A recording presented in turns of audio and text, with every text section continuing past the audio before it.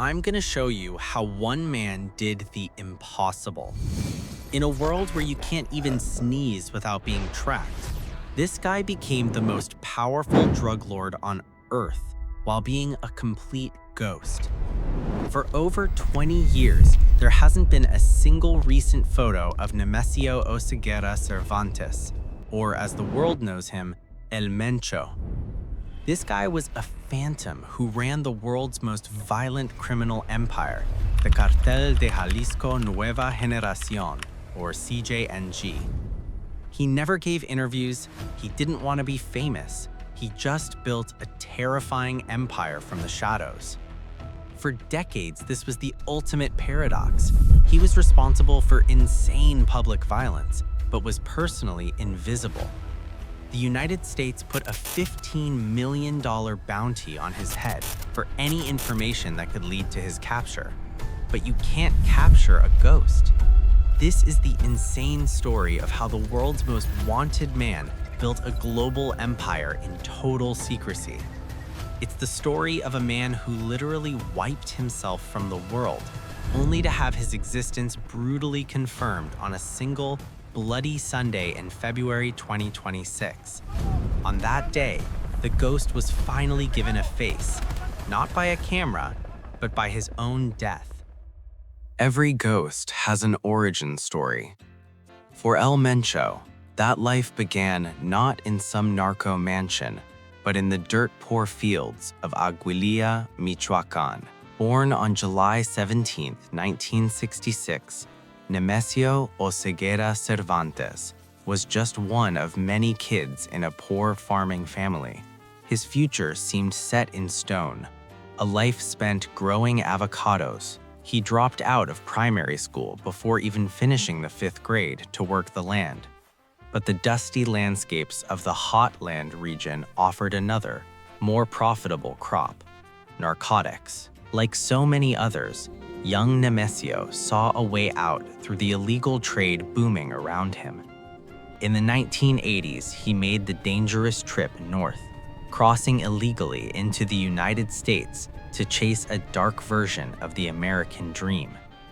He didn't find riches, but he did find his calling. In California, he started his criminal career not as a kingpin, but as a small-time street dealer.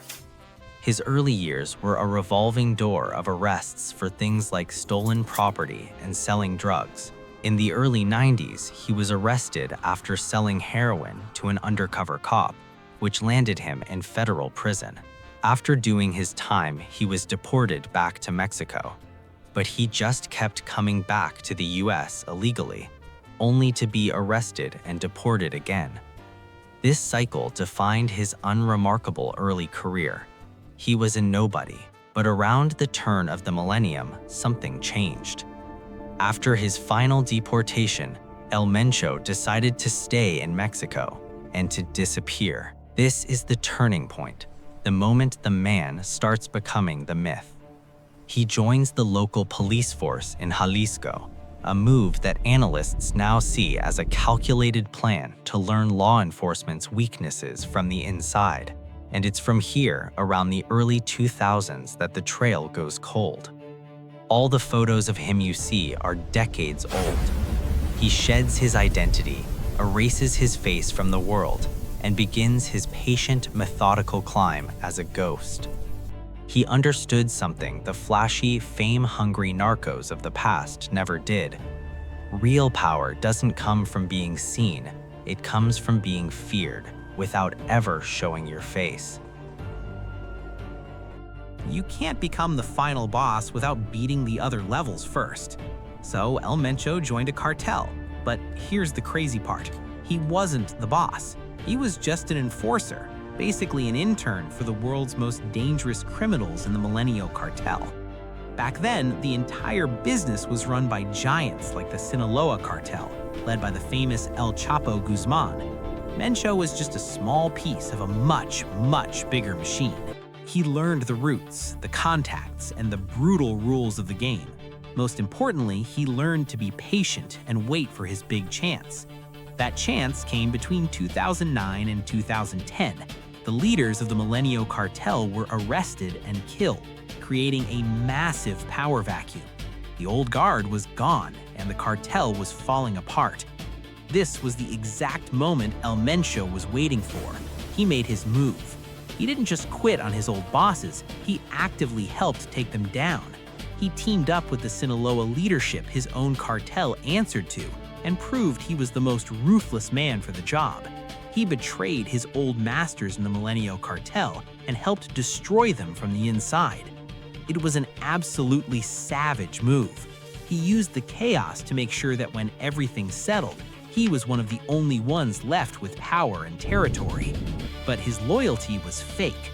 While the Sinaloa cartel thought he was just a useful employee, El Mencho had bigger plans. He wasn't going to work for anyone. He was building his own army right under their noses. This apprenticeship ended with the birth of his own organization. They called it the Cartel de Jalisco Nueva Generación. The world had no idea what kind of monster had just been born.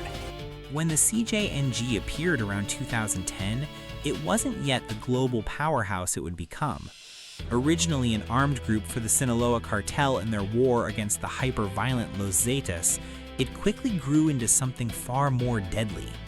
El Mencho had a secret weapon, an alliance with Los Cuinis, led by his brother-in-law.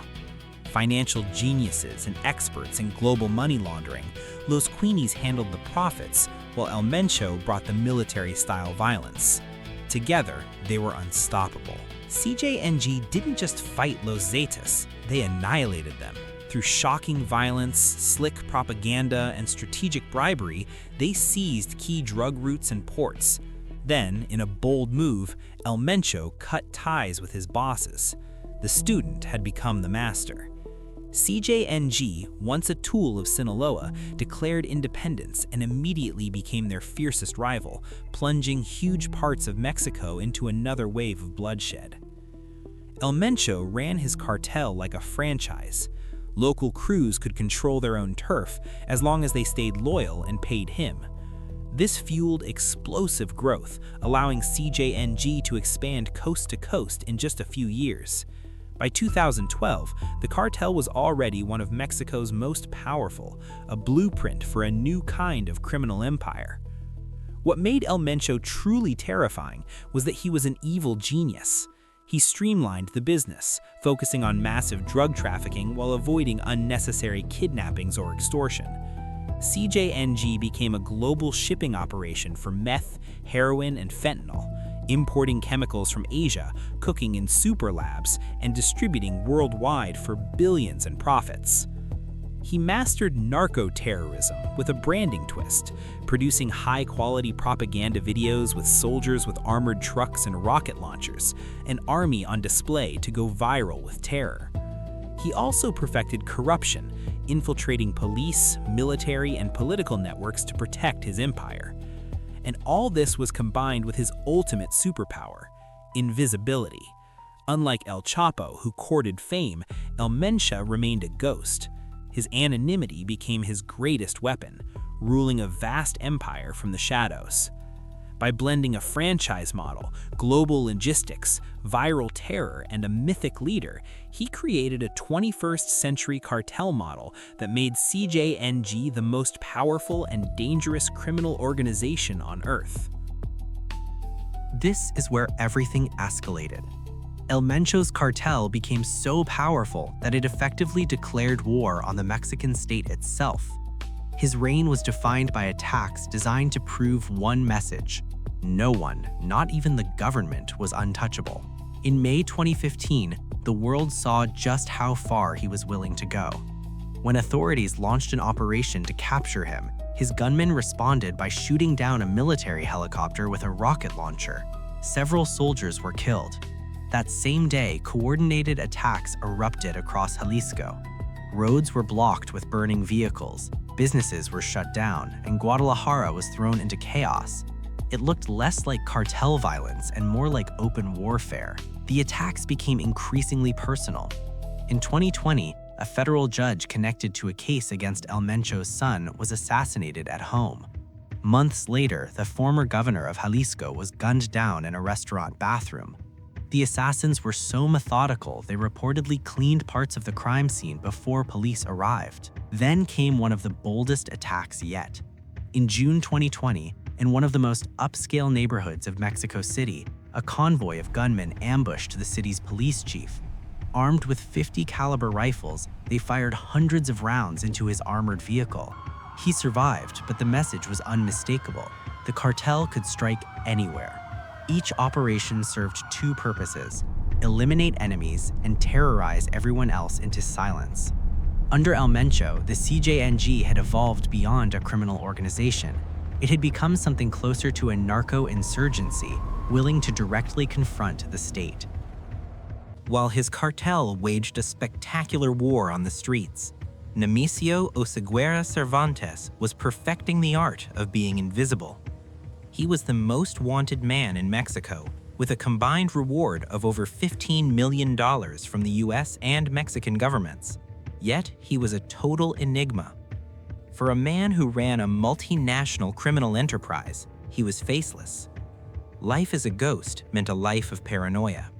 Intelligence reports painted a picture of a man constantly moving between rustic compounds in the rugged mountains of Jalisco, Michoacán, and Colima. He was said to be protected by a ring of ex-military mercenaries and communicated only through trusted go-betweens, never staying in one place for long. But the ghost was also a prisoner of his own body. For years, rumors swirled about his failing health. Intelligence eventually suggested that El Mencho suffered from severe kidney failure. This condition would have required regular dialysis, making a fugitive's life in the mountains nearly impossible.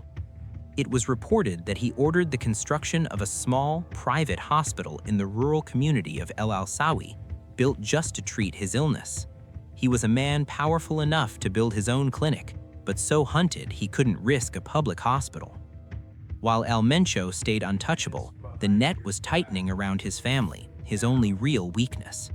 The US focused on dismantling his support network. His son and presumed heir, Ruben El Menchito Oseguera Gonzalez, was arrested in Mexico and, after a long legal fight, extradited to the US in February 2020.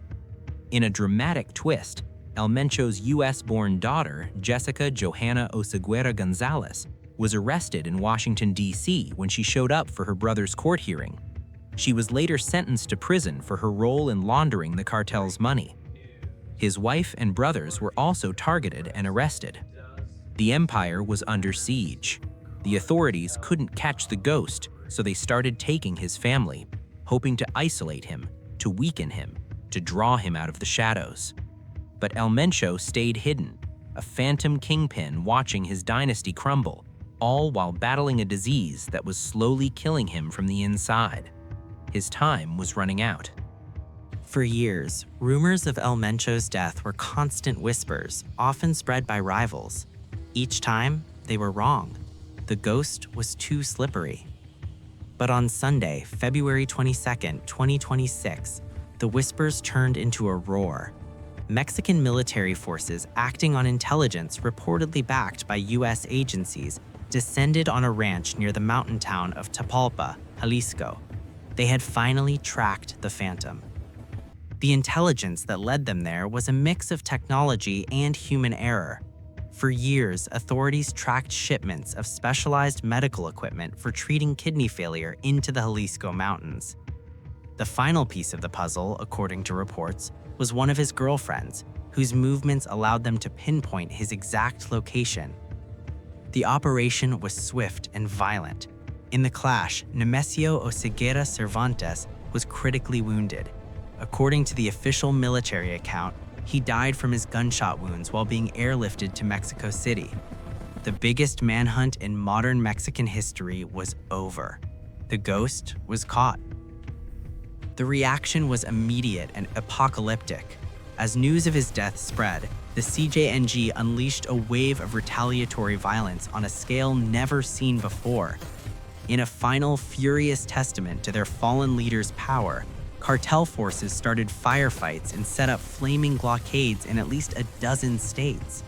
They torched buses, attacked businesses, and battled security forces, plunging huge parts of the country into chaos. Flights were canceled, schools closed, and the US Embassy issued shelter-in-place warnings for its citizens in multiple states. It was the dying roar of an empire. And then came the final surreal chapter. In the days after his death, a grainy photograph began to circulate online, an alleged image of his body. After more than 2 decades of anonymity, the world finally had a picture. It wasn't the portrait of a powerful kingpin, but a grim, posthumous image that shattered his myth of invisibility forever. The ghost was gone, replaced by the stark, undeniable proof of his own mortality. Nemesio Mencho Oseguera Cervantes wasn't just another drug lord.